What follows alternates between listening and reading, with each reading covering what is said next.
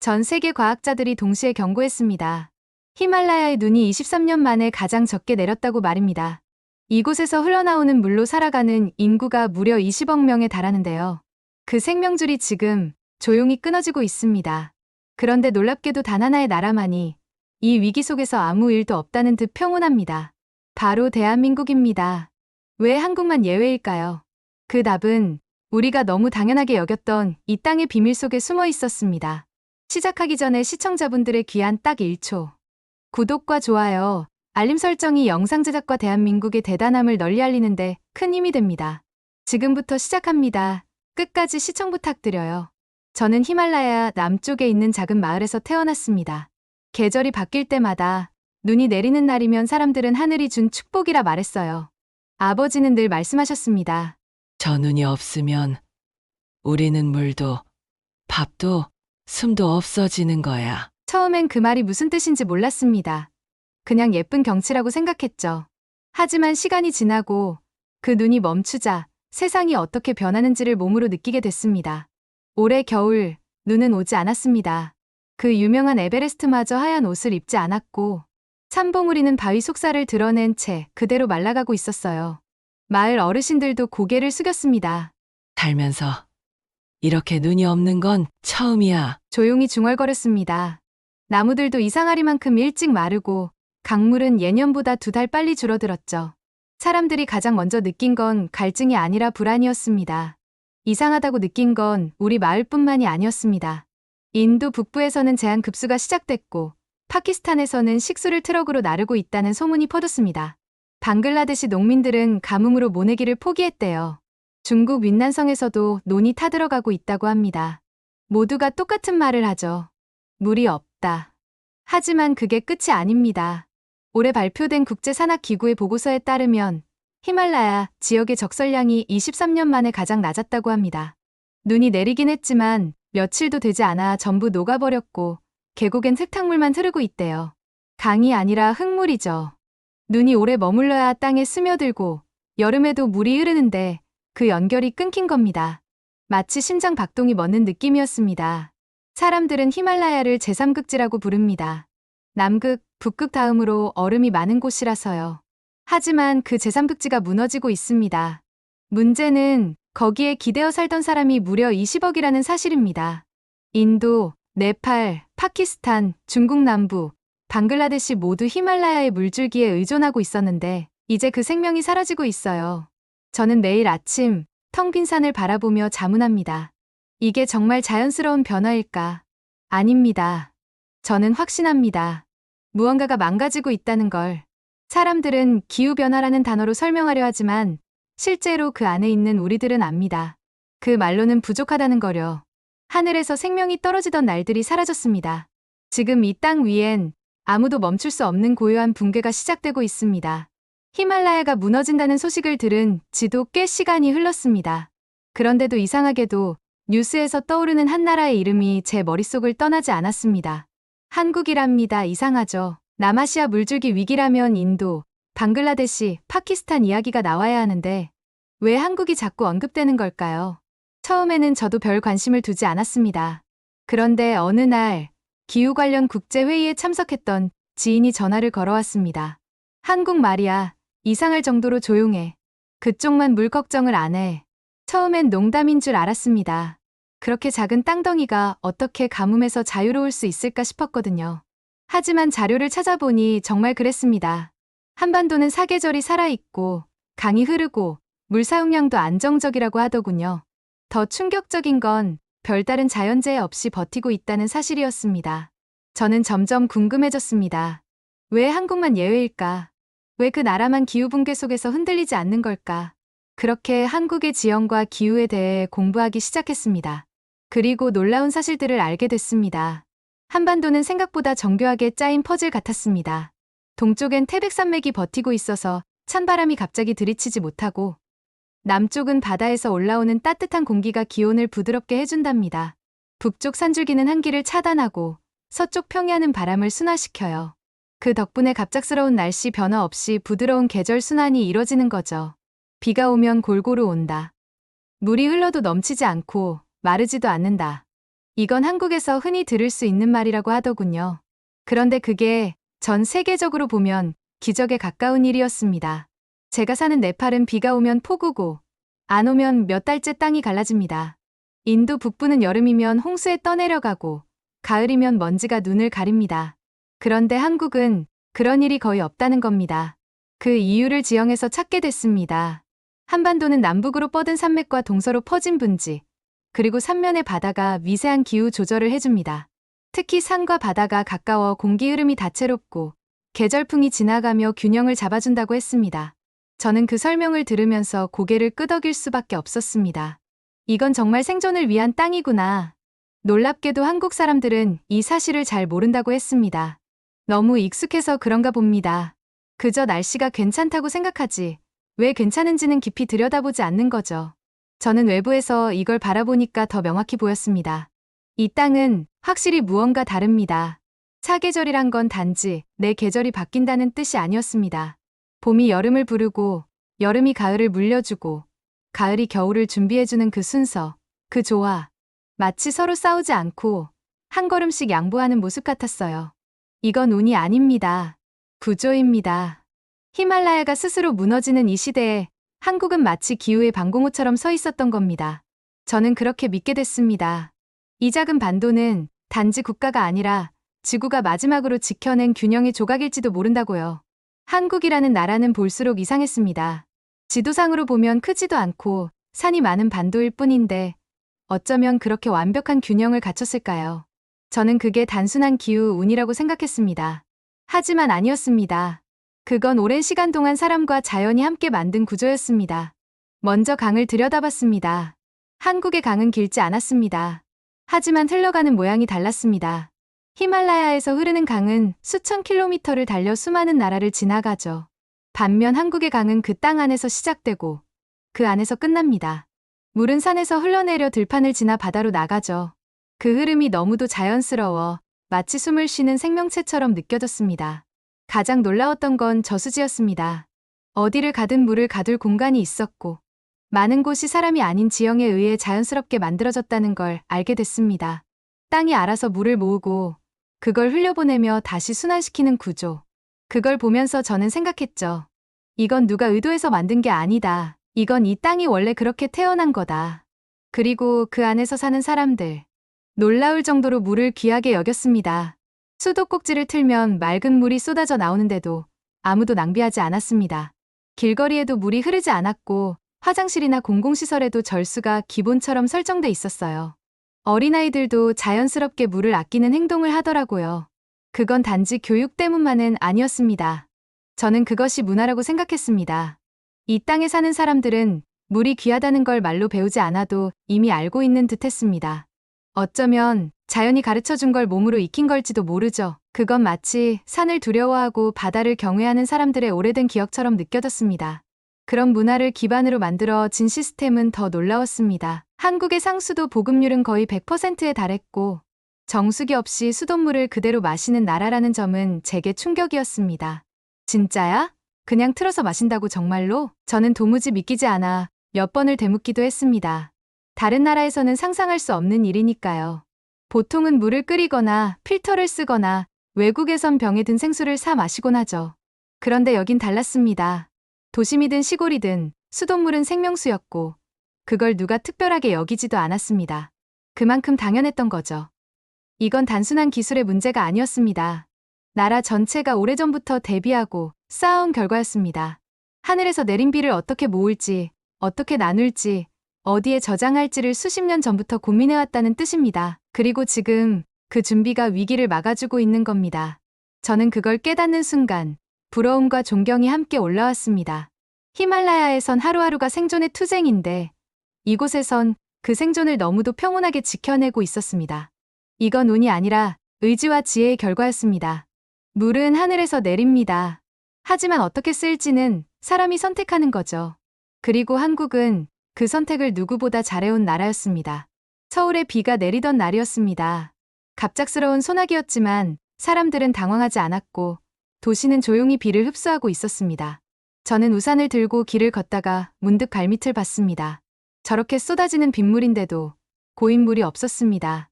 진흙탕도 넘치는 하수구도 없었고 그냥 물은 사라졌습니다. 그 순간 저는 멈춰 섰습니다. 이건 단순한 운이 아니다. 제 고향에서는 저 정도 비가 오면 당장 물이 넘치고 길이 막혔을 겁니다. 그런데 여긴 달랐습니다. 알고 보니 한국은 도시 전체가 물의 흐름을 고려해 만들어졌다고 하더군요. 배수 경사, 도로 높낮이, 하수관 크기까지 모두 계산된 구조라는 겁니다. 서울엔 지하에 거대한 배수 터널이 있다고 했습니다. 보통은 보이지 않지만 비가 많이 오면 순식간에 수십만 톤의 물을 삼켜버리는 구조. 저런 시설이 있으니 침수가 일어나지 않는 거였죠. 심지어 도로 포장도 물이 튕기지 않게 설계되어 있었습니다. 그걸 알고 나니 제가 밟고 있는 땅마저 다르게 보였습니다. 어떤 사람은 한국을 제일 많은 나라라고 합니다. 태풍, 폭우, 한파, 장마. 뉴스에 자주 나오니까요. 그런데 저는 이상했습니다. 그런 위험이 많다면 왜 도시들은 늘 멀쩡할까? 왜 피해 규모가 늘 작고 복구 속도는 이토록 빠를까? 왜 사람들은 그 상황에서도 놀라지 않는 걸까? 답은 단순했습니다. 이미 모두가 알고 있고 매년 대비하고 있었던 겁니다. 재난을 피할 수 없다면 그 안에서 살아남을 방법을 만들어야 하니까요. 한국은 그걸 해낸 나라였습니다. 몇 번의 큰 침수와 사고를 겪은 후 그때마다 더 강한 시스템을 만들고 더 깊이 준비해 온 겁니다. 이런 이야기를 들을수록 마음이 복잡했습니다. 히말라야 산기슭의 마을들은 매해 비탈이 무너지고 길이 끊기고 사람들이 떠내려갔습니다. 그런데 그런 일이 반복되어도 우리는 항상 같은 자리에 머물렀습니다. 익숙함에 기대며 변화하지 못했죠. 하지만 한국은 그때마다 더 나아졌습니다. 실수를 반복하지 않았습니다. 그건 자연을 이긴 게 아니라 자연과 함께 살아가는 방법을 배운 것이었습니다. 아무리 좋은 기술이 있어도 사람의 의지가 없으면 불가능한 일이죠. 여긴 그게 있었습니다. 불편함을 견디지 않았고 위기를 당연하게 여기지 않았습니다. 사람들은 말없이 준비하고 있었고 도시 전체가 눈에 보이지 않는 구조물로 미래를 막고 있었습니다. 비가 그치고 햇빛이 나왔을 때 도로는 이미 마르고 있었습니다. 저는 그 거리를 걸으며 생각했습니다. 이건 단순한 인프라가 아니구나. 이건 생존을 향한 성실함이구나. 한국은 그렇게 살아남는 나라가 아니었습니다. 그렇게 살아가는 법을 아예 익혀버린 나라였습니다. 그 차이를 처음 깨달은 날, 저는 말없이 고개를 숙였습니다. 그건 감탄이자 반성이었습니다. 한국의 물 시스템을 더 깊이 이해하게 된 건 지방 도시에서 열린 작은 박람회를 다녀온 이유였습니다. 말 그대로 규모는 작았지만 그곳엔 수십 명의 사람들이 모여 각자의 방식으로 물을 이야기하고 있었습니다. 공무원, 기술자, 환경연구자, 농민, 심지어는 고등학생까지도 물에 대한 질문과 의견을 나누고 있었어요. 그중 한 학생이 했던 말이 기억에 남습니다. 물이요? 공기 다음으로 중요한 거죠. 그걸 잊으면 안 돼요. 순간 마음이 멈췄습니다. 저 나이에 저런 말을 할 수 있다는 건 단지 학교에서 배웠기 때문만은 아닐 겁니다. 생활 속에서 주변 어른들에게서 자연스럽게 그렇게 배운 거겠죠. 도시 곳곳엔 빗물 저장소가 있고 수질 모니터링 센서가 설치되어 있으며 심지어 스마트폰으로 저수지 상태를 확인할 수 있었습니다. 이런 시스템은 단지 기술 자랑이 아니라 누군가의 생명을 지키기 위한 일상의 장치였습니다. 깜짝 놀란 저는 농촌 지역도 궁금해졌고 며칠 후 한 시골 마을을 찾아갔습니다. 그 마을에선 마을회관 전광판에 다음 달 강우의 예보와 수질 정보가 표시되어 있었고 마을 회의에선 그걸 바탕으로 모내기 일정이 조정되고 있었습니다. 저는 조심스럽게 물었습니다. 이건 정부에서 하라고 한 건가요? 한 어르신이 웃으며 대답하셨습니다. 아니, 우리 물이니까 우리가 챙기는 거지. 그 말이 가슴에 와닿았습니다. 정부의 지시가 아닌 공동체의 선택. 한국의 물 시스템은 위에서 만들어진 게 아니라 아래에서부터 올라온 감각과 태도였습니다. 더 깊이 들여다보니 놀라운 건 그뿐만이 아니었습니다.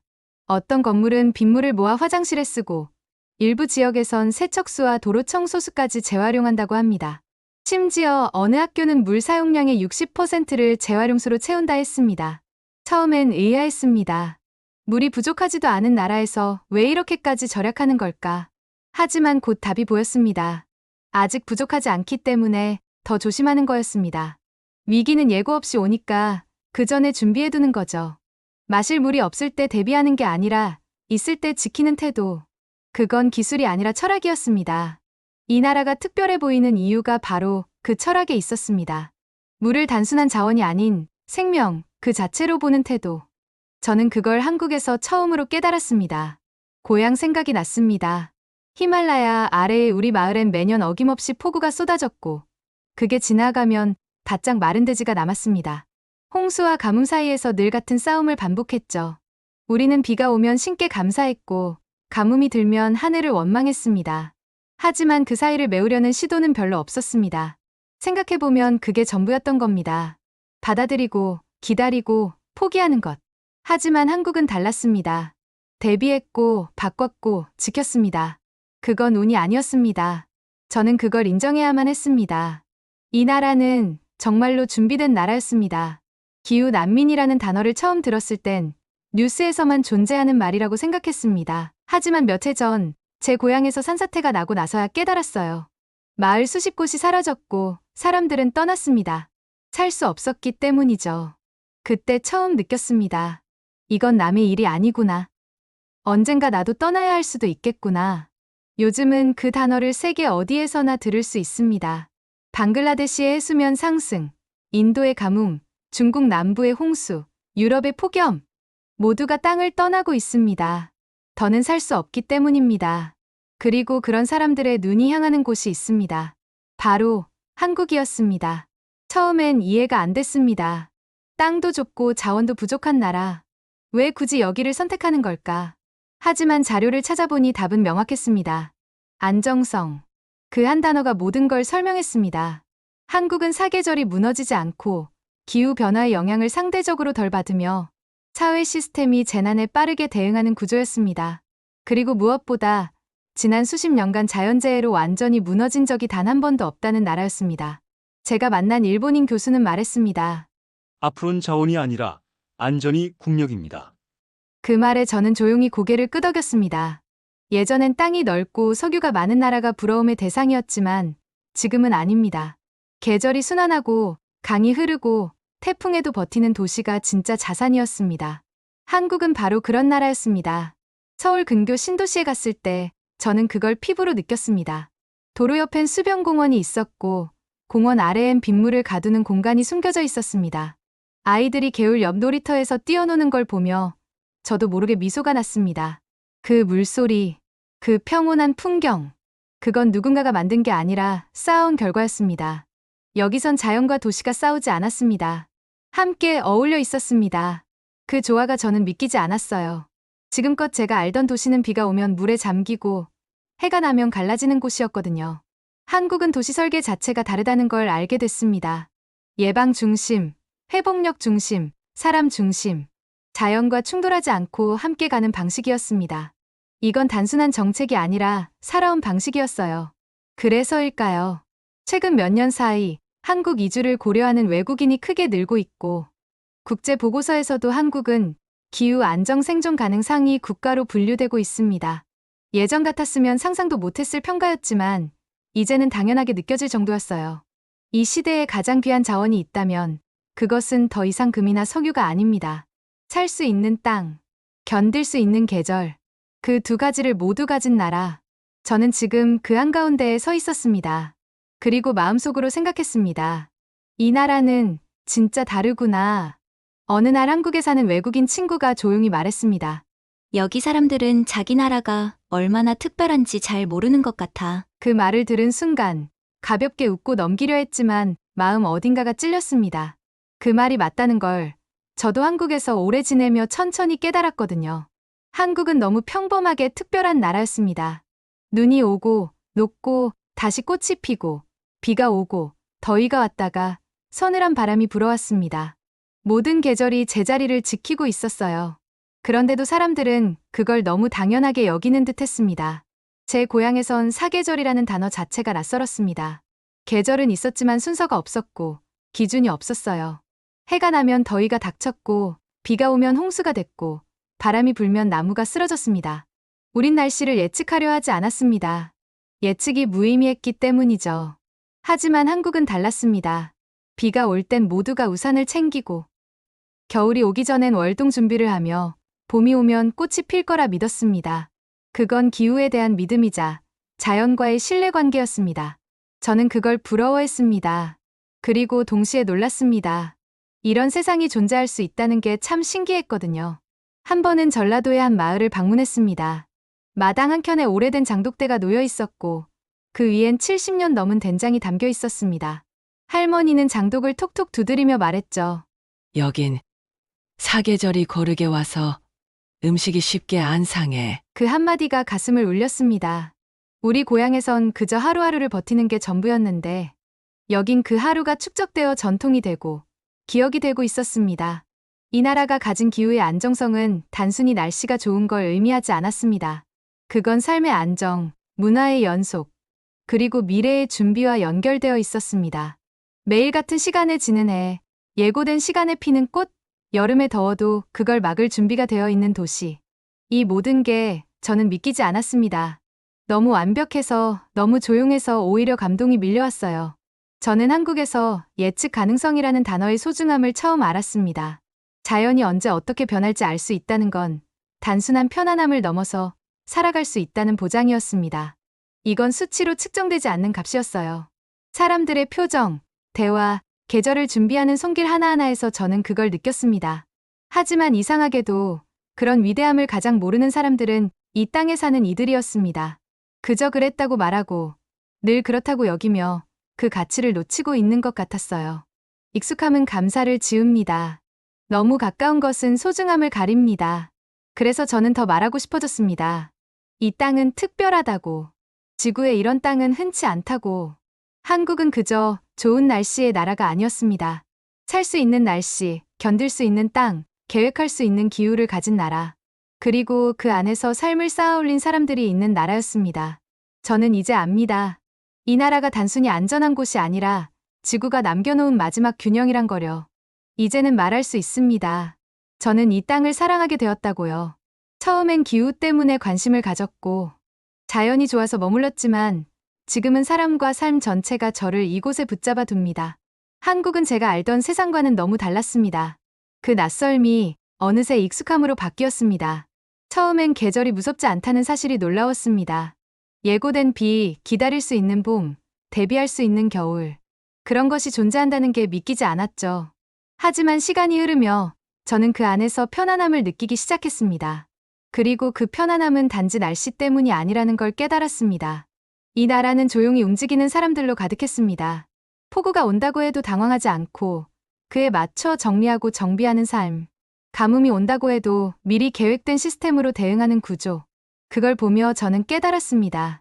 기후의 위기는 사람의 태도에 달렸다는 거려. 한국의 지형은 분명 특별했습니다.